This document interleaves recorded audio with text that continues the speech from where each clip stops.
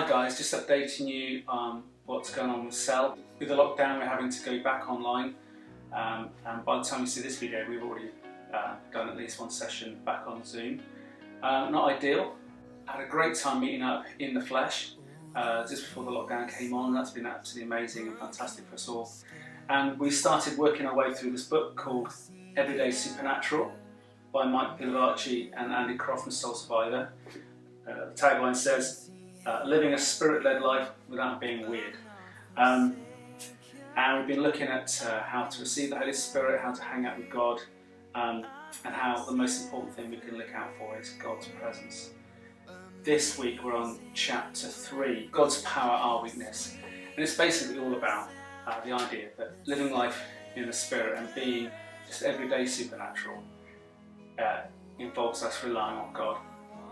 And it's great being out of your depth, it's great feeling worried and anxious, and then seeing God come flying in, doing what he's so good at, which is loving people and being kind to people, setting people free, and just being generally all around amazing. Read that chapter, it's a really great chapter. Andy and Mike talk about times when they've completely messed up. There's a great paragraph talking about other famous people from the Bible who also complete mess-ups. Through this paragraph, if we want to look at some other characters in the Bible, think about this.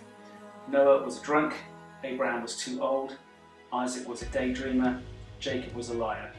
Leah was ugly, Joseph was abused. Moses had a stutter, Gideon was afraid. Samson was a flirt, Rahab was a prostitute. Jeremiah was too young, David was an adulterer and a murderer. Elijah was suicidal, Isaiah preached naked, Jonah ran from God, Job went bankrupt, Peter denied Jesus 3 times, the disciples fell asleep while they were praying, the Samaritan woman was divorced, Zacchaeus was too small, Paul murdered Christians, Timothy probably had an ulcer, and Lazarus was dead. And if God can use a dead man, he can use us. A really encouraging chapter, all about how nobody has got it sorted. And everybody has got that imposter syndrome feeling most of the time, how we don't think we're adequate, qualified, or appropriate for God to use. But that's what completely qualifies us. Knowing that and being fragile with that means that we can let God's strength come through.